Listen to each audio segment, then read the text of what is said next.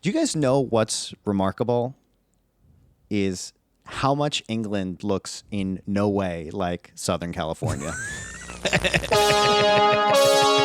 now, our feature presentation.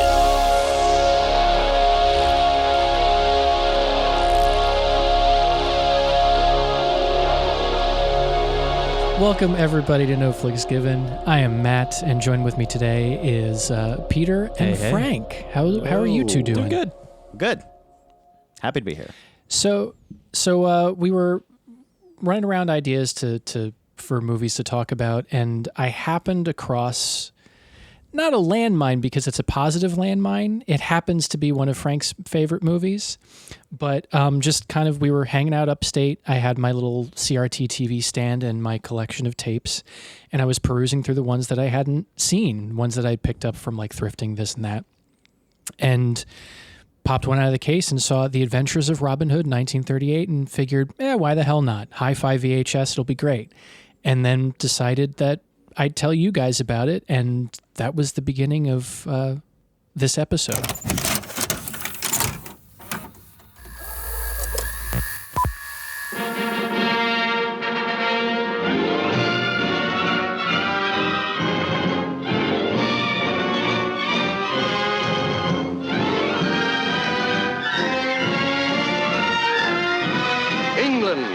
In the gallant days when history hung on the flight of an arrow or the slash of a sword, when feudal barons ravaged the countryside to live in pomp and splendor, when one man alone dared challenge the might of his country's oppressors, Robin Hood, outlaw of Sherwood Forest, and his stalwart band, robbing the rich to feed the poor, ready to fight for king, for country, or for maiden fair. Now, this forest is wide. It can shelter and clothe and feed a band of good determined men, good swordsmen, good archers, good fighters. Are you with me? It's Errol Flynn as Robin Hood. Olivia de Havilland as Maid Marian. Claude Rains, Basil Rathbone, and a cast of thousands, reliving history's most colorful adventure. In past iterations of our show, we have talked about other Robins Hood, but is that attorneys general? Is that yeah, I think so. Right? That's the yeah. I've never heard that before. But this is. I mean, we talk a lot. We like to use the phrase text a lot, but this is the text of a lot of things. Yes, it is the start of so many things. This is not the first Robin Hood they ever made, but this is like a fulcrum point of Hollywood. I came into it completely fresh and thoroughly enjoyed it. Peter, you I think also said that you had never seen it first before. Time through. Really fun. I'm trying to think. This might be my first Errol Flynn. No shit. I was trying to look through and see if there's anything that came to mind. So yeah. Honestly, probably this will be your only. Like, there's a lot of there's some good ones, but like it's unless I want to go back and watch Captain Blood. I mean, Captain Blood is solid. Fantastic. Another Olivia de Havilland, Errol Flynn. Yeah. It's a Curtiz joint. It is a dress rehearsal for Robin Hood. I think, Frank, did you and I see Captain Blood at the old movie house in Jersey City? We did. We've hill? both seen it before, but yes, it is. Yeah. It is. Basil Rathbone is the villain again. Olivia de Havilland. It's like a full dry run of what became Adventures of Robin Hood. Man, they were together a lot. Charge of the Light Brigade. The one major difference is that Captain Blood was not in 3-strip Technicolor. Technicolor motion pictures in full natural color are available for use in the industrial motion picture field using the same skilled personnel, facilities, and processing as are used in Technicolor studio features. All the well-known everyday scenes, settings, and backgrounds for industrial pictures take on added interest and appeal when photographed in Technicolor. No. It's actually very poorly maintained. It looks absolutely terrible, and both of these films need a strong restoration, but as far as Technicolor goes, this is gorgeous. Oh my god. Yeah, I'm astounded that it hasn't gotten a real shining to, but I don't know what it is. Like, I bought the Blu-ray once you said we were going to do this because I'd never owned it. I only had it on DVD, and there's no noticeable difference. I'm pretty sure the Blu-ray is just a rescan of whatever they use for the DVD, so I definitely need someone to go back and find. I mean, it might be this is just like that era where like there might just not be stuff to pull from. I have to double check the digital copy that I have should be at least 1080. It's definitely not 4K though. No, there's and I mean, again, I watched this VHS on a CRT screen, so like I saw it as we were meant to see it as children in the 90s. Yeah, it's a great VHS movie. Like it is top tier. Oh God, yeah. The aspect ratio is right, and it's so colorful that it doesn't matter how warped anything gets. It's just you just see everything still pops. Well, and it's wild too because this is, if not the first, one of the first Technicolor. Technicolor had only existed 3 months before production started. Yep. And it was so valuable that they had to take the Technicolor cameras back to like the Technicolor warehouse every night for security reasons. So they used every single Technicolor camera that was in existence at the time for this movie. I think there were 3. Which, if you ever get the chance, if you are in the New York area, I believe it's still there. If you go to the Museum of the Moving Image in Queens, they have an exploded version of the 3-strip Technicolor, and they show you how all of it processes through the camera and how it all comes together. Yeah. It's really, it's cool as just this weird historical element of film, which, coming off of a couple episodes, Singing in the Rain, there's a little bit of commonality of this being like not too far removed from that period. It's like we've gotten sound, now we're moving on to the next big thing, which is color. Yeah, and we're so far away from Reign of Fire as far as the color spectrum. So we're certainly dealing with brighter colors than Reign of Fire. I'll say with Adventures of Robin Hood, one of my all-time favorite films. This is I consider this potentially the greatest adventure film of all time. There's few films I've seen more times than this. Just because it was just like that VHS that was just always in the machine.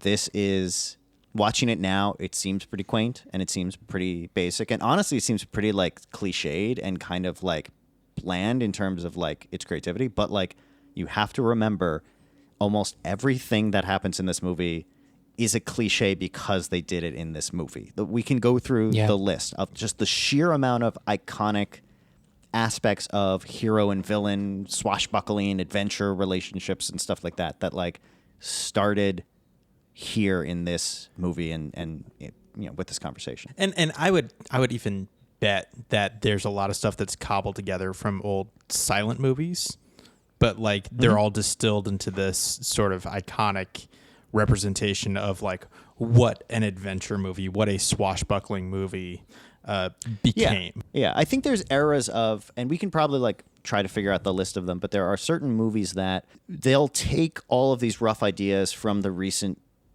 years of movies and just combine them perfectly. Like Star Wars is another one, and then I feel like those are kind of the only two I can think of, but like King Kong was probably in there as far as like stop motion and things like that. Like there are movies that sort of like just do everything that people had been doing so perfectly that it becomes like a single funnel point for like Hollywood and creativity. Yeah. Lord of the Rings trilogy. Lord of the Rings could be there, as far as just the sheer magnitude of it's a newly hailed master that's just cribbing so hard off of other masters. Like you see that a little bit in like Villeneuve, where a lot of the stuff that he takes from Spielberg and Jackson and probably like Ridley Scott. So yes, this is the second like mainstream Robin Hood that had been kind of released in Hollywood. The first one was obviously Douglas Fairbanks in I think 1922 or 20, something in that era. So Douglas Fairbanks made one. Have either of you guys seen that? No. If I've seen any of it, it's been just clips. If you ever anytime you get a chance to watch a Douglas Fairbanks action movie, you should, because it'll always blow your mind what he did in the 20s. It's an incredible movie. It's has amazing stunts, sets that don't make sense for the time. They're too big. And it was like a huge hit. And that was like, this movie was kind of in the shadow of that. This is sort of like, trying to think of an example of it, but it's kind of like the whole Douglas Fairbanks Robin Hood is all public domain, and it's actually it's longer than the version that we're talking about by a good 2 hours and 12 minutes. The pace on this movie is insane. Surprisingly good and quick. Really for how quick. Many characters are like fully it developed, doesn't stop fleshed moving. out. It does not stop moving. Yeah, for reference, this one is an hour and what, 40 something like that? I think I have 42, 43, yeah. 41, something in there. Yeah. Which I thought this was like at least which is 2 the hours. perfect length. Yeah, it really is for this. So basically, this is this is kind of similar to like Christopher Reeve's Superman the movie. Like this is just like the most basic, no hook to it, just like standard Robin Hood adventure. There's the sheriff. There's Prince John. The King Richard is captured. Like it's as standard as you can get. Like he fights Little John on the bridge. Like there is no sort of like this is the reason there are so many weird Robin Hoods now. The archery competition, like the archery competition, which is amazing. It hits every single box. And so my question, I guess, to you, Frank, is that part of the cliche thing of when they did it, it was just, hey, we have to fill an hour and 40 some odd minutes with content and story beats. And then over the course of the last, 90 years, people have just aped off of that. So like you see it as a checkbox to fill out, despite the fact that it's the first movie to do it. Yeah, there's a lot of that. Basically, so Robin Hood is unlike a lot of other sort of legends or mythical characters where there isn't like a single text that exists like the Odyssey or Beowulf or something. Robin Hood is this weird thing where there are just folktale. All these different, it's folktales, but all these different ballads where we don't know who the authors are. They range for hundreds of years. We have no idea when he existed or what what part of English history he was present in, if he was real. Like there is just this weird thing where it was almost like for a few hundred years, people in England just told stories about Robin Hood, and that's all we have to go on. And like one ballad is like him fighting Little John. One ballad is him meeting Friar Tuck. So it's all these different like piecemeals of a single person's life. And this movie just sort of like was like, I guess we'll do what we can to string these together and make one plot out of them. So that's why like the archery tournament is kind of its own story unrelated to everything else. I think in the archery tournament, like he might shoot a bow against Little John in the original story. Like there's like it's so long ago that these pieces were there, but that's why there's a little weird title in the beginning that says like based on legend. Like it's very vague, based on the legends of Robin Hood or based on the stories of Robin Hood. It has no author or anything. Yeah. The earliest poem that we have has been tracked down to the 1370s. Yes. Quotation, and there's a lot lost. And a later common proverb, many men speak of Robin Hood and never shot his bow.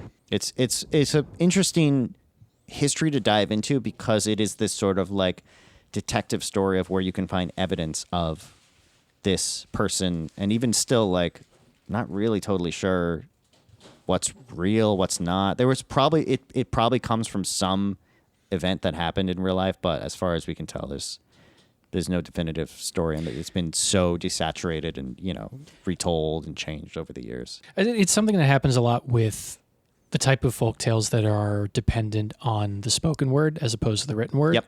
I mean, you see that a lot with it, as it happens with another English legend of Arthur. And there's like 16 different origin stories for him. There's 16 different like weird ways that his troop comes together. It almost like they become Bible stories to a degree, where it's just like, here's another episodic tale of something that Arthur or Robin Hood did. And every time somebody tells it, they throw a little flair on it and they change it a little bit. And over the course of hundreds of years, it just becomes some of the core beats remain, but everything else around it becomes fungible. Yeah. And even still with this, there's sort of like they are even in this version tweaking things to make it all fit in one movie. And from there now we use this text, quote unquote, as the basis of what comes next. So like it will just constantly be shifted. And now we're at a point where like Jamie Foxx is in one. This is the story of a thief. You wanted to steal. Now's your time. He stole from the rich and gave to the poor. What else you got? I call him Robin Hood. It's got a nice ring to it, don't you think? Is it Charlie Hunnam? Is it? Yeah, it was Taron Egerton. I get all those white guys confused. Although Ben Mendelsohn is the sheriff of Nottingham, I would absolutely watch. Oh, yeah, that would be a thing that I would watch. Oh man, now I'm gonna have to watch like the clips of it. I don't know if I could sit through the whole thing because isn't that another like 2.5 hour slog? What is the runtime on this thing? It's directed by Otto Bathurst. I have no idea who Neither that do is. I. What has he done? Peaky Blinders, an episode of Black Mirror, the Halo TV series. Oh. Ugh. Oh. Yeah. I'm not sure about that. Oh, there it is. An hour 56. All right, but I mean, it really ultimately depends on the pacing there. I mean, like it sounds like such a mixed bag, and I bet you that's just pretty much what it is. And if like you sat down and watched it, it'd be like there are so many things here that could work and they don't, and it frustrates me. It just looks so bad. It's like you would think that Guy Ritchie directed this movie from the trailer. And in a bad way. And I like Guy Ritchie. I actually think The Gentleman is a like reclaiming of Guy Ritchie.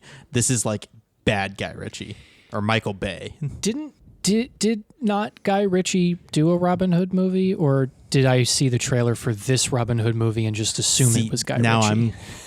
I need to make sure because I'm not sure. So this is the issue too with Robin Hood, because it's in the public domain, because it's a legend like Arthur. It's something that studios, when they seem to run out of ideas, feel like they can always go back to this well. And you guys are free to disagree with me, but I feel like, especially with Robin Hood, really just at least this 38 version is the best of them. And everyone after that has just been chasing the dragon and never come close to accomplishing what this movie has accomplished. So Guy Ritchie did a King Arthur movie, Legend of the Sword, and that was Charlie Hunnam. Oh God, then who did the other one? Who did the Clive Owen one? Arthur. Was that? I don't know. The Guy Ritchie one is Charlie Hunnam and Jude Law and Eric Bana. Ugh. I don't want to know anything anymore. Someone once told me time is a flat circle. What is interesting, so the version of Robin Hood that I'm the most familiar with is the Disney one with the fox. And so I've seen that a million times. So going back and watching this one through that lens was really interesting to see sort of like, oh, that's where all that came from. Because they pull like 6 beats directly from that. They work in a lot of their own original stuff. I was actually surprised to see how much original stuff is in the Disney version compared to the 38 version. And this is one of my black holes for Disney animated has been missing that one too. Oh, you've never seen it? I've seen clips of it. I don't know, like generally speaking, weirdly enough, I don't know, Robin Hood was one, I don't want to say series, but just like cultural touchstone that I missed growing up for the most part. I mean, I think we saw Men in Tights. Oh yeah, when it came out because my parents love Mel Brooks. But yeah, ultimately I missed the rest of them. So like I didn't see the Disney animated. I saw Prince of Thieves maybe once when I was a kid, and then I would recommend delightful film. I would recommend the Disney version because one of my favorite things about it is that it's not a musical, but it has incredible songs in it. Robin Hood, Little John walking You through already the know. fall. Like that I know because that's Yeah. ubiquitous. One of the few bright spots of kind of a dark period of Disney animation. Robin Hood himself is like second only to Errol Flynn's take on Robin Hood as far as like a character goes. He's so fun. He's so charismatic. I don't know if it's my own personal nostalgia, but I prefer the Fox to Errol Flynn. I don't think Errol Flynn can act that well. That's fair. I think Errol Flynn in this movie it's not even all him, but like I think this is like such an amazing hero performance, and a lot of it comes from just like the sheer charisma of.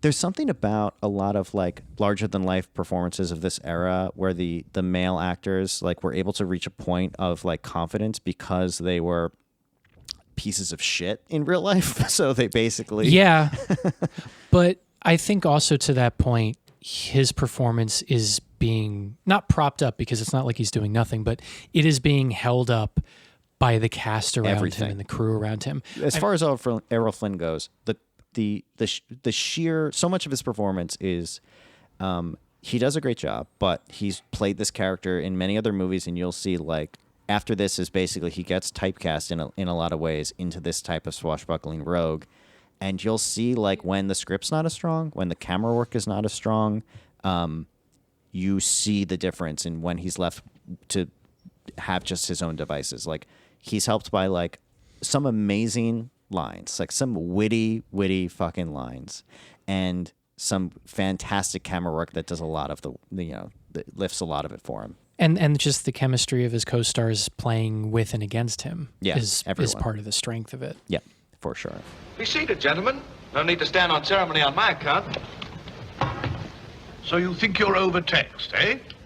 Overtaxed, overworked, and paid off with a knife, a club, or a rope. Why, you speak treason. Fluently. And then there's Basil, who is like 10 out of 10. Possibly his best villain role of all time, which is saying something. It's the one that he's best known for, I think, Yeah. at this point. It's Truly. From what we understand, near complete opposites with Errol Flynn. Oh, for sure. Yeah, Basil Rathbone is apparently a sweetheart. He's such a professional. He's one of the best fencers in all of old Hollywood. Like he is a true like great craftsman. And as far as I can tell, like no scandals, no issues, no anything that is, as far as someone who's constantly plays like the most evil human being in the fucking world. Just a swashbuckling workhorse. Yeah, for sure. years and years for Hollywood. It is amazing going through these guys' IMDb and just seeing like Oh God, yeah. 120, 140, 100 like Yeah. these guys put out movies like nobody's business. What's funny too about Basil Rathbone is like he had two unrelated avenues of success where he was the villain with a sword and he was still to this day one of the most iconic Sherlock Holmes actors of all time. Like he basically and to successfully pull both of those off multiple times. I don't even know how many times he played Sherlock Holmes, but it was a handful of movies and shorter serials, I think. But to be able to kind of like have that range, and then he does this, and then I think 2 years later he's the villain in Mark of Zorro with one of the most impressive duels ever in Hollywood history. Have either of you seen that one with Tyrone Power? I have not. It's the Adventures of Robin Hood of Zorro, basically. It's fantastic. They were based. It's black and white. I think there's like one of those. You know when they do a color version of a black and white movie and it just looks like crap. Oh, when they colorize it. Kind of. Yeah. They do one of those, but it has one of the most like impressive, technically impressive duels of all time, where it is just two guys fencing in a room. There's some acrobatics to it a little bit, but it's very much a realistic, brutal duel. Highly recommend it. Yeah. Even if you don't see the movie, just YouTube that scene. Well, and from this movie, the core. If you've never seen this movie, if you've been at all in the circles of understanding film history or like been interested at all, you have seen the duel on the staircase. Yes, and that whole piece with the shadows and everything. It is. Yes, This is my ranking for like the greatest duel in Hollywood history. Yes, it's not the most realistic or anything, but like as far as what it did when. Yeah. And just the amount of things, and I can't stress enough the amount of things that like really flesh themselves out in this film. We can talk about just the camera work alone is light years ahead of where Hollywood was. And I have some examples we can get into about specific shots and things that Michael Curtiz did and was interested in sort of like pushing as far as like where your eye is on the lens. Like it's way advanced for 1938. First of all, most of these types of films was basically a big soundstage and you just point the camera at the actors. But then also like the amount of things that start here. Like, do you remember? This is like not as this is kind of outdated now, but when we were kids in like Disney movies and stuff, there was always that thing where the villain would, towards the end of the movie, get like his cape stuck on something and have to like rip it off and become kind of animalistic. I feel like Ratigan is the one I really think of, but like this has the origins of that. Like he does that thing in this. Like yes, it's like a very like minute version, but like everything has iconic bits, and especially that shadow shot is just like next level cool. That a million movies have aped off of ever since. Yeah, and it's shot and lit in a way that it just forces you to pay attention to it. And I don't know. I can't think of really any other movie that pulls it off in a way where it's like normally you go into the shadow play like it's its own sequence, but the fact that they just make this like here and just here's the part of the duel that is the shadows, and like that's it, and then it continues on after that. It's just it's everybody on that set just showing off their skill set. Yeah, and for a movie that's like basically just sort of like a job production where I don't even think Curtiz was the original director. I think there was, you hear about original versions of the script. Like this so didn't need to be this movie. And I don't even know where the credit lies as far as everything, but it's just sort of like, I think a lot of creatives happen to hit a peak of their talent at the same time on this production, and it just developed into it. There are two directors who have credit, Michael Curtiz and William Keighley. Yes, Curtiz replaced Keighley, who I believe was fired off of it, but I might be wrong about that. And basically, there was some sort of issue where the producers and Warner Brothers wasn't really happy with what Keighley was doing or how he was shooting it, so they sort of like, I don't know if they necessarily swapped out 1-to-1 or if it was sort of like Keighley started doing second unit and Curtiz came in to sort of, Curtiz was just sort of like this is that era where you're just like a day player. You're hired in and you're like, you're going to work on this today and you're going to go over here today. And basically like you work for a studio. These are Warner Brothers like employees, and you have a contract where you just work at Warner Brothers, and then they'll trade you the same way like sports teams trade players now. Well, or it's not unlike the way the TV directors work for most of the time. Exactly. Yeah. Is just like one day you're on NCIS, the next day you're going to be on Star Trek, the day after that you're going to be somewhere else. It's just that's you're very much a journeyman in that regard. And you can tell the journeyman, like the guy who plays Little John, or Alan Hale Sr., he's got 248 film credits. Crazy. The dude was on a different movie like every week. Like he's a good Little John. Oh, he's great. He's fun. Yeah. And I hope that's him with the quarterstaff. Really fun quarterstaff work. The nice thing about the Blu-ray is you can start to see when it switches between stunt performers and not, and it's like a lot of the actors. This is that era where it's like you just do some dangerous shit as the actor. Oh, Errol Flynn did not go into the water. I can guarantee you that much. No, he didn't do that, and I think he didn't do the thing where he cuts the rope and shoots up the gangway or whatever that's called on the drawbridge. Can we talk about the arrows? Can we talk about the archery in this? Oh my we have God. to talk about the archery. I could not help but giggle like a schoolboy every single time somebody got shot with an arrow in this movie. So they're so padded. They're wearing like a bulletproof vest. But even still, it's a guy getting hit with an arrow. Even at as simple as even though it's super safe, like it's still fucking dangerous. You're shooting. Yeah, we've talked about this with Throne of Blood. Yes. All the arrows in the film were shot by professional archer Howard Hill. Those shot with arrows wore clothing padded with balsa wood on protective metal plates. The metal plates prevented injury, though impact was fairly painful, and the arrows lodged into the balsa wood to create the illusion of bodily penetration. So, like, these guys were actually getting shot with arrows. That's awesome.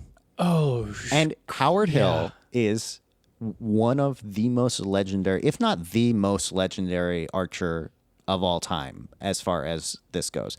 He's so good at shooting arrows that, do you remember the shot where the arrow gets split in the tournament? Yeah, he actually does it. That's that's the shot. Dude, that's just Howard Hill shooting and splitting an arrow. There is no effect to it. There is no trick photography. They did and maybe I'm misremembering this, but I could swear they did a Mythbusters segment on splitting the arrow because of this movie. Yeah. And I mean, and that speaking of like iconic things that even if you've never seen this movie, you have seen the shot of, splitting the arrow is one of the core shots. Yes. in action cinema. There is a percentage of our audience listening who just has the soundbite in their heads from Men in Tights with the guy going,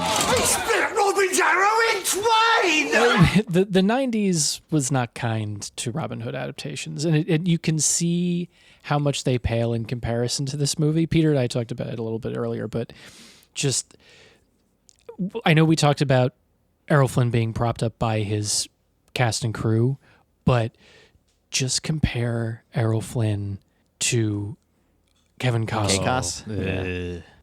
You know, you have someone whose charisma's set at like a 8 or a 9, and someone's hanging out at like a 3 or a 4. Well, Kevin Costner has tons of riz as far as the kids go, but that is just the worst casting I can even imagine. But to the Carrie point where Elwes in Men in Tights is great. Dude, Carrie Elwes could have played a serious Robin Hood and destroyed, like crushed the role. He would have been so good. Basically, Princess Bride in a lot of ways kind of hits that. Yeah. But, yeah, Costner is just atrocious in that film. But I want to touch on Olivia de Havilland, who is somewhat of a thankless role, but she's incredible in this. I think she's crazy young. I think, look it up, Peter, but I'm pretty sure she's like 18 years old in this or something insane. Born in 1916. This was filmed in 38. So when it was released, she was 22. 22. Oh, that's not too bad. And Errol Flynn was like 29. That's fine. I thought she was younger, but yeah. She was born in Tokyo and she died in 2020 at 104. Yes, What the fuck? Yes, she went far. she's been around forever. I remember the article of her passing away, and it blew my mind. To go is to go far. To go far is to return. She's awesome. Her and Errol Flynn made, I think, 11 films together. This was either the second or third, and they, she's fantastic in this, and just like really. I mean, when you threads got a it good like- thing going, for sure, and it's also like a surprisingly. They made 9 films together. 9, okay. So this, Captain Blood, The Charge of the Light Brigade, 4 is a Crowd, The Private Lives of Elizabeth and Essex, Dodge City, Santa Fe Trail, They Died with Their Boots On, and Thank Your Lucky Stars in 1943. Oh, I'm sorry. Captain Blood was 35, so between 35 and 43. So 8 years, 9 Yes. movies. So almost a movie a Peter, year. that's still breakneck. We'll do Captain Blood at some point for sure, because it also has. Who does the score for that one? It's not. It might be. This says music by Eric Wolfgang Korngold. Oh, okay, same guy. Yes, so it's the whole same creative team. We might as well. Let's before we get off the actors, we got to flag Claude Rains is the only one we haven't. Oh my God. Just pure slime. I love him so much. I love him so much. One of my favorite actors. He's so good. The amount of movies he's in that are like iconic is insane. Just his shit-eating smirk that he has on almost the entire time, his body language, the way that he is, where everything in front of him is just a game to him. Yeah. For nearly the entire, unless something terrible happens, just like I'm watching a show. Yeah. And despite how oily he is about everything that he does, and it's everything. He's about in it's like great. everything that Michael Curtiz does, including Casablanca. Yes, let's touch on that. Curtiz does Casablanca 4 years later, 3 years 42 later, something like that, during the war. Yeah, 4 years 42. later. Yeah. This is the director of Casablanca, and a lot of the same players in bit parts here and there. But Claude Rains, also Claude Rains is the original Invisible Man. If either of you have not seen the Universal Studios Invisible Man, it's an excellent movie with some fantastic special effects. That was his second role ever. Yeah, but he was a big theater guy. So Yeah. so Invisible Man came in. I got a 4K box set of all of the Universal Studios original run movies, and I'd never seen it. He's Jacob Marley in the 35 Scrooge. It's, He's also in Mr. Smith Goes to Washington. He's in What's his name? Phantom of the Casablanca. Opera. In Casablanca, he is Captain Louis Renault. Yes, he's excellent. Also, got to flag what's that one outfit he wears that's like black with like a metal breastplate thing Oh, yeah. at some point in the movie? There where are it's, a like, couple the of coolest- excellent costumes. Oh my god. Oh god, the Yeah. costumes are amazing. I believe actually Basil Rathbone's at the end, the red and yellow and blue. Yeah. they won Academy Awards for art direction, film editing, and score. Yeah, that's fair. Yeah. I don't know yeah. what the categories were at the time, but it was also, I think it was nominated for Best Picture, but like Yes, the title then was Outstanding Production, but yeah, it would have been Best Picture. What did it lose to? Ooh, good question. This would have been oh shit, I gotta look it up. This would have been the 39 Oscars. Yeah, probably. Yeah. No, I'm sorry. This is the 38. So You Can't Take It With You won. It was The Adventures of Robin Hood, You Can't Take It With You, Alexander's Ragtime Band, Boys Town, The Citadel, Four Daughters, Grand Illusion, Jezebel, Pygmalion, and Test Pilot. Oh, how many of those movies have you heard of before this moment? Maybe 2. Yeah. Okay. Almost all of them were MGM to Warner Brothers, and the winner was Columbia. There's only a couple studios at the time. Yeah, it's crazy. Well, I will say Olivia de Havilland did win the very next year with Gone with the Wind. Oh, I forgot she's in that. Yes. Yeah. What? So 1939. So these were the Best Picture nominees for 1939. Gone with the Wind, Dark Victory, Goodbye Mr. Chips, Love Affair, Mr. Smith Goes to Washington, Nino Chaka, Of Mice and Men, Stagecoach, The Wizard of Oz, and Wuthering Heights.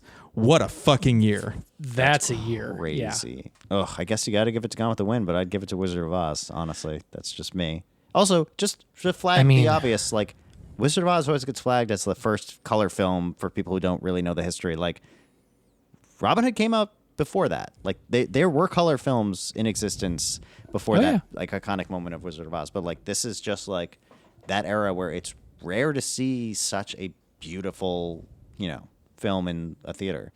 Yeah. One weird common thread between the two films, aside from the 3-strip Technicolor, is that at some point, the distribution rights for Robin Hood must have gone to MGM for a hot second, because the tape that I have shows up as MGM. And before the movie runs, you get the old MGM logo from like the 80s, 90s, and then the Turner Technicolor.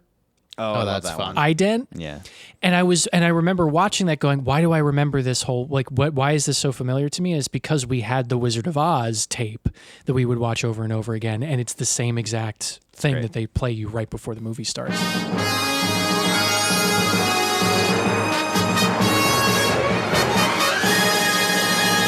But you still get the weird WB shield, right? The like coat of arms. Yeah, you still get WB. Warner Brothers after. Yeah.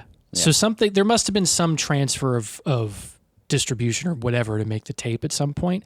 I've actually, I would be curious, Frank, to see if the Blu-ray is distributed by MGM or it's Warner Brothers. Distributed by Warner. Yeah. So at some point it went back. Yeah, I don't know how the rights work, but from the Wikipedia, this was the most expensive film that Warner Brothers had made at that date, an estimated cost of $2 million. And it was an unusually extravagant production for the Warner Brothers studio, which had made a name for itself in producing socially conscious, low-budget gangster films, which this is very much not. No, this is a massive film with so many extras. Well, and on the note of cast, the Miriam's Lady in Waiting. Oh, she's great. I forget her she's name. Wonderful. Una O'Connor. Yeah, she's great. Yes. And her little side plot with one of the other merry men that they rescue the whole movie. Like, I was earnestly invested. Yeah. When they send him off to kill the assassin, I was worried about the guy. That's the most like tension-filled moment of the movie. Like, you're legit nervous when they cut away and you don't really know what happened, you're like, fuck. Yeah. I was so worried that the very next scene was that, because it's you find out later it's Richard, but it's that group writing, and you think that they're just gonna like find his body or like find him like clinging to life, saying like go get Robin, and like you do get real worried. Yeah. Also, is it just our media literacy now? But could it have been any more painfully obvious that it was Richard and his buddies in the cloaks at the tavern when they first appear? I mean, it's pretty quick in that scene where they say sire, so I think you do there's not a lot of time you don't pick it up, and there's not a lot. He's of in other a things. gold robe. No, he's not. He's in a black robe. No, in the they're wearing The like scene different colored. before that, yeah. Yeah. Oh, they're wearing like little different colored robes. Yes. I couldn't tell if that was Richard or if that was like one of the millions of merry men. So I didn't assume it was Richard at first, but watching it a second time, I bet I absolutely would. Yeah, and I think you're fine if you immediately are like, I think that's King Richard. I think the movie plays fine. You don't need it to be a mystery. It's more tension. It's perfectly fine. Yeah. Yeah, I think it was more just the fact that like we've seen so many versions of the Robin Hood story. It's like, all right, where's Richard? Where's Richard? Where's Richard? Yes. He's good too. This is probably the version where he shows up the earliest. Yeah, he's usually like the last scene. He's usually kind of the Deus Ex Machina, or more like the dust has settled and like the authorities are here kind of cliche. It's like everything is wrapped up and Richard comes in just in time to marry Robin Hood and Marion, and that's it. Like, yeah. Which on that character note, has anybody seen the Robin and Marion movie with Sean Connery? Yes. Christ, who's... Do you know who plays Sheriff of Nottingham? You're gonna love it. Robert Shaw. Oh. Is this worth watching? It's not great. It's very sappy. I'm okay if it's sappy, but like it's trying to be kind of like a it's more of a love story than anything, but it's a little heavy-handed. It's not great, but I think you'll still enjoy it. It's basically them later in life. It's I think they filmed it in the 70s. And the Sheriff of Nottingham is older, and then the big end is they have a big duel in like an open field to sort of settle their differences, which is a decent enough fight. It's a perfectly fine little movie. It's trying to be sort of like a kind of great love story of the time, but they didn't really know what they were doing with those types of movies in that era. Yeah. Check it out. I think it's fun. It was the 70s. Yeah, and it's like Sean Connery still in his like post-Bond, who am I as? Like it took him a couple of decades to really like fall into the elder statesman role and like accept it, you know? Yeah, he's still trying to do action. He's trying to do two things at once. He's trying to have his cake and eat it too. Yeah, check it out. I think it'd be a good one to cover, actually. I haven't seen it in a long time. All right. All right. I want to flag also the score because Eric Wolfgang Korngold this is one of the most like pivotal film scores in the history of like movie music. Like this, how much this advanced what you can do with an orchestra in a film, and the complexity, like just as much as Curtiz was pushing the limits of just sort of like, and Curtiz doesn't do anything abstract or insane with his camera work. There's a lot of movies in the silent era even that do crazier, more inventive or experimental shit.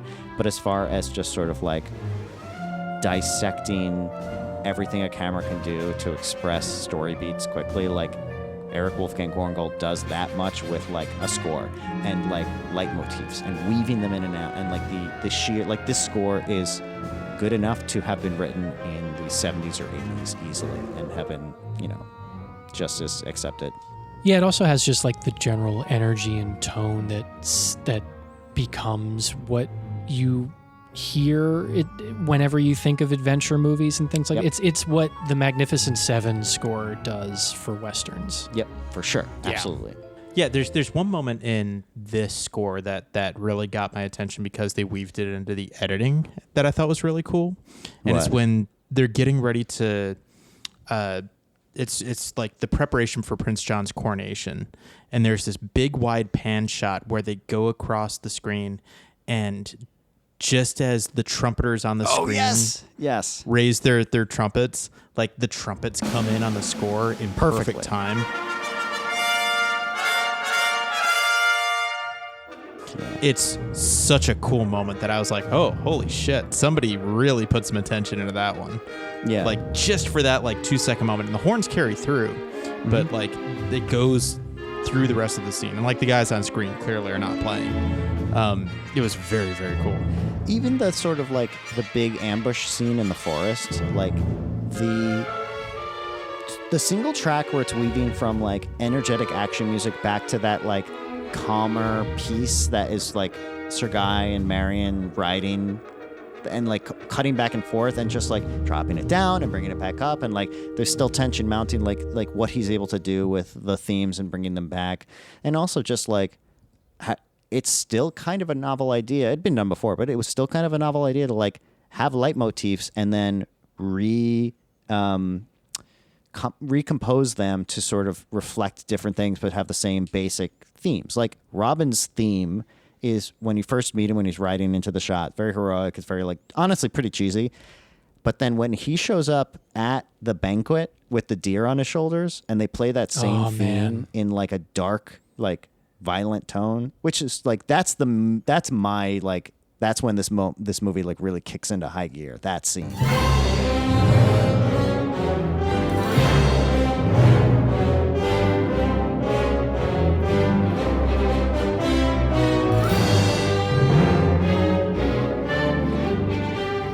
Oh yeah, when he and just like essentially pistol whips people with the deer, like fights with a dead deer. That's his choice. Yeah.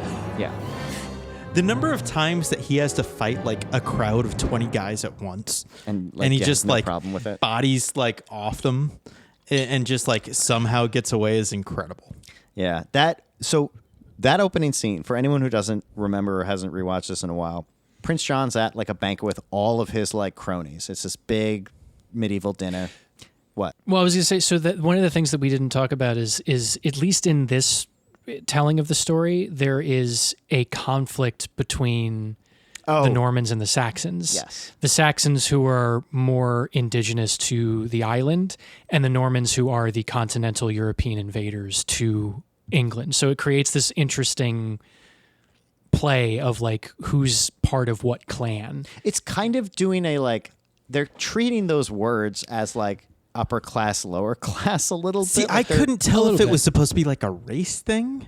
It kind of is, but not really. Like there's a history to it, but I think. Well, and so historically, Anglo-Saxon, like the original English people who lived there and ruled England until the Norman invasion, which you have the I'm going to mispronounce this, but the Plantagenets. So like all of the first couple of Henrys, Norman the Conqueror, or William the Conqueror, all those guys are Normans who came from France.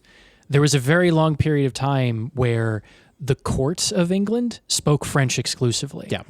And so there is a definite difference in it, at the very least, class structure between who the ruling party is and who's not, and who's the in and the out group. Yes, and that's kind of like they kind of throw those terms in there as if we're supposed to kind of understand all that. So, but it is interesting to kind of do that piece to it. But basically, it's like Prince John is up in Nottingham Castle, like surveying his like he's basically gathered all of his allies to make a big play for the throne.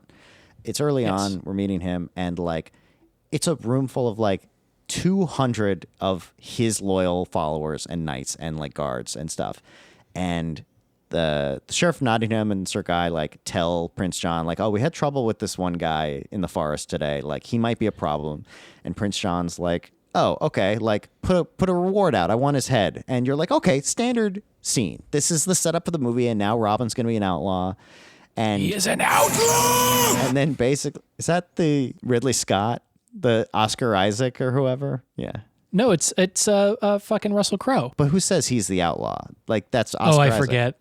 I just remember it from the trailer, and it's just going to live in my brain rent free until I die. Horrible fucking movie. But anyway, Oscar Isaac's in that movie? I think he's Prince John in that. God bless him. Yeah, he's not bad. Do you remember the hype around that movie before it came out? When it was just called like Nottingham, like the years of, before, like, when it was like a retelling where the sheriff was the hero kind of thing. I remember that. Or even if you had told me 5 years before that trailer came out that Ridley Scott was going to do a Robin Hood movie with Russell Crowe, I'd been like all on board for it. Yeah, for sure. And then it all went to hell. But anyway, so they're at the banquet scene. They're at the banquet scene. It's the meeting of the Legion of Doom. And you're meeting the Legion of Doom, and Prince John's like, the movie's basically kicking itself off and setting up all the stakes of it. And Prince John's like, okay, I want you to put a reward out for this guy. I want his head. Like, we're going to get him.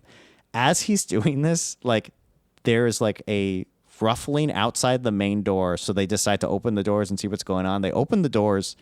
Robin Hood is there with a dead deer on his shoulders, beating the shit out of the guards outside the door, and then just walks into the room with like not a care in the world. The entire room is like, what the fuck is this guy doing right now? Like, it's the most audacious entrance of a hero I can imagine, and they're all completely thrown off that the guy they all want to kill just wandered in and let them surround him. And then he flops the deer carcass on the main Great banquet shot. table and then sits down to eat with his feet up on the table, and then they close. It results in like one of the best like action scenes of the movie where he escapes out and like shoots like, I don't know, 10 people throughout the course of that one opening scene. It's so great. Fantastic. And then he does the classic. I feel like even this is sort of like unique for the time, where he like is escaping out of the castle. He runs out the main gate and says to the guards at the gate, they're like, quick, someone's escaping, close the door, as he runs by. The fact how much he's able to sort of like be humorous while he's being so heroic is just great. It is the template for everything Harrison Ford character that comes after. Yeah. like the Indiana Jones and Han Solo and all of that like devil may care swagger is born out of Errol Flynn's interpretation of Robin Hood. But also, he's not a Terminator. Like, he's really good. No. But he gets his ass kicked a lot, and he gets captured, and he makes mistakes, but he just, like, never doesn't smile. He, like... And there's no explanation. He's just, like, going to not let anyone get to him, basically. It might be my favorite sequence in the movie. I think it's mine, too. Even more than the finale. The finale's so good. And that final duel is just... edge of your seat. Like, it's not long, but it feels like this epic giant sequence. The shadow on the wall. Oh my God. Yeah. It's so good. And moving through different parts of the castle. I'm actually curious how they did the shadow on the wall, because there's something where it's like, if you were to just do that, the same actors throughout that whole shot, since a sword is like flat on a certain end, the shadows they wouldn't look really great when the sword is like flat. So you basically need like a tube looking thing to make it always look shadowy, in a 2D plane. Yeah, it's the bat signal problem. Yeah, basically. So I think those actors like leave the shot, and then different people are the shadows, and I think holding like swords that basically like would always look like thick swords, no matter what way they're holding them. And then the original actors come back. It might not be that complicated, but there's a couple of sequences like that where there's clearly like really good choreography in sync with the camera movement. Yeah, I think it goes into all of the fun little practical magic tricks that occur during this period of filmmaking. Yeah. And just screwing around, and it's like sometimes they're so smooth at it that you don't even realize that they're screwing around. No, and there's so much. There's certain shots that I'll just flag two that really stood out to me that seems simple, but for 1938 are like really think about it. There's one where the group of merry men are at the archery tournament, and they're just walking in a straight line in a group and all talking to each other. Robin's not with them. They're all the ones that are like concerned that this is a trap. And basically like Little John's in the back of the group, and the camera is like tracking with them and kind of keeping up. And then right before the shot ends, the camera like slows as Little John at the back of the group gets his last line in and kind of starts to leave frame before it cuts to the next shot. Like that subtle sort of like tell to the audience that we're like, this shot's done, we're about to move on to the next. And like they're just the simplicity of that. I know it seems really like rudimentary, but the fact that they're like knowing to slow the camera down to cue that we're going to cut to something else in a second is brilliant for 1938. The other one is like the big sweeping shot at the end of the movie once the battle's over and everyone's throwing their weapons down. There's this one huge crane shot across the entire room with all the bodies and everything. And there is this one point of the shot where the camera tracks past a big like kind of candelabra or just like stand, like a big light stand or torch or something. And as it comes into shot, the camera locks onto it a little bit and uses it to twist the direction it's moving, but keeps the candelabra in frame so that you as an audience member have a sense of orientation for where we are in relation. Like, again, it sounds basic nowadays, but like rewatch that and think about like the thought process of including that element in what should be a pretty basic, just moving camera shot. Yeah, there was a focus on making sure that the audience knew exactly where you were in the scene and where things were going, which doesn't happen nearly as much anymore. No. It's also that era where it's like you don't have a lot of time, so you have to make every shot really work. Yeah, and you have to plan everything out meticulously because otherwise, you're losing valuable time, money, and materials. Yeah. It's a really fun movie. It's the inspiration for a lot of things. It's a good time. I recommend it. I was shocked. I keep going back to the pace. I was shocked at like how fast the pace moves and how well it kept my attention, as a modern audience person where my phone is like right there. Yeah. So it was shockingly good. You kind of have to pay attention to keep up with everything that's happening from moment to moment. And I think people might shy away from 1938 is the year that it was made, but it moves. Especially in comparison with its contemporaries, has not aged a day practically. I mean, still, they've yet to make a better Robin Hood movie. Like, how many times? The Disney one's a lot of fun, but the Disney one, again, also doesn't exist without. Like, the Disney one is very much kind of, not necessarily a spoof, but like using this as the bones that it's like, oh, it's the Errol Flynn one with animals, basically. I've heard okay things about the BBC series that came out like 15 years ago, but I've not really seen very much of it. Oh, yes. Kind of remember that. Yeah, other than that, I mean, I can't think of a truly successful telling or retelling of the legend outside of at least the Errol Flynn one. I have not seen the Douglas Fairbanks one, so I couldn't speak to it. It's a hard thing to keep making versions of and not making it just like awful and gaudy, because like this is also that period where like you can't really up the stakes with spectacle. Like there's not really explosions in like the 1100s. Like you can't really build that. Like everything that happens in this Robin Hood is like all you can do without breaking the realism of the era. So that's why you have like that Taron Egerton one that's just like, it makes me think of that Three Musketeers with the blimps. Like it's just that weird. Yeah. Oh Christ, right? yeah. When you try to make it like a modern action, like shoot 'em up movie, like if you're shooting 3 arrows at once, like more than like one special time, that's too many. Yeah. Which they knew in the 90s because Robin Hood, Prince of Thieves tried to do it, and then what is the poster of Men in Tights? 5 arrows. I love that when he just drops the arrows and they like unravel, like they're all attached. Yeah. He also, well, in this movie, one of the notes that I made was, like any good action movie, he never runs out of ammo. Oh, I know. Yeah. Don't pay attention. It's like I don't Hawkeye give a and shit about Avengers. that. No. Yeah. And maybe it's just me coming from my own circle of knowledge of like how Robin Hood's troop kind of fits like essentially a D&D group. Yeah. There's like something in there. You've got the cleric, you've got the muscle, the rogue tank. / fighter, you've got the barbarian, you've got the bard. Yeah, you've got the like, closeted and they're gay all guy.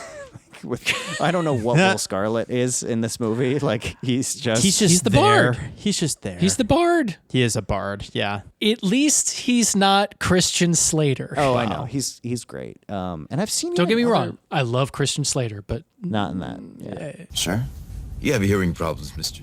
No, sir. But basically, like he's already with Robin Hood. Like he's just a friend of his, basically. Just Robin Hood in red, basically, which is funny. It's also like Robin Hood is just a cool look, and you can't do the Robin Hood look anymore without it being really cheesy. And it's just like a cool fucking design with it. Like it's like the same reason you can't do the Sherlock Holmes hat anymore. You know? Yeah, it's almost too iconic. It's like that is such a specific thing for a specific person that it can't be anything else. Yeah. Great directors have tried to change that look and keep it make it still feel both authentic but also work within the legend of Robin Hood. Yeah. I mean, the Prince of Thieves, he looks like he's wearing so much. He looks so heavy. Every time I watch that movie, I get like my back hurts with how much like mass he is wearing with his costume. I don't know why. But he doesn't feel like he's an archer. He's not, he's not He doesn't have that kind of agility. But like he tries to run his around. cape is but- like a duvet. Like everything about it is just like really. It's just a really intense look. Oh, he had a great look. Oh, the cape and the boots. No capes. Isn't that my decision? Do you remember Thunderhead? Meta Man, Express Elevator, Diner Guy, Snag on Takeoff, Splashdown, sucked into a vortex. No capes. Yes, we have to show Peter Captain Blood next. Not next, but soon. I think it'll be a lot of fun because it's basically this with pirates. Yeah. It's a delightful movie, and it's fun to see sort of like the rough edges of what would become something so polished. That is one of the benefits of when you're doing however many movies a year you're doing, of just like you can work it stuff on some of the less important movies. Yeah. And then when you're ready to actually do the thing, you can wait until you have slightly bigger budget, slightly more tools to work with, and be like, all right, we've done this 6 times already in the last 2 years. Yeah, and also working with the same people where it's like, I know how much time I need to give Errol Flynn to sober up and be ready to... We don't have to we didn't even get into the shittiness that was that guy's life. Yeah, I mean, if you watch The Rocketeer and Timothy Dalton's character is somehow worse and not as bad, but you get the idea just by watching him. Is that really he's not a Nazi? He's not a Nazi, but he did diddle a lot of young girls. Yeah.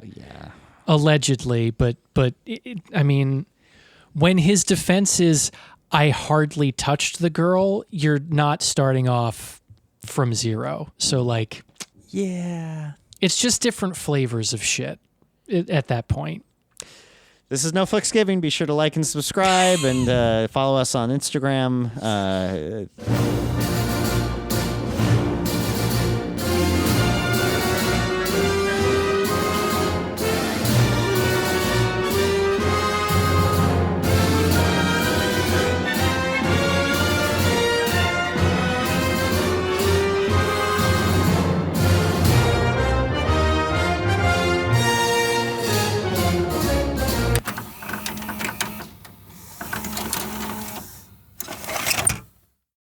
But wait, hang on. So does that mean you guys kept talking about me getting dropped out as part of the episode?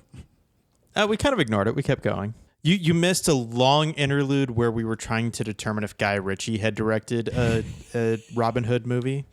And then you mix it up with that King Arthur crap he did. Yeah, but you? there was a modern one with Taron Egerton and Jamie Foxx, directed by Otto Bathurst. Love it.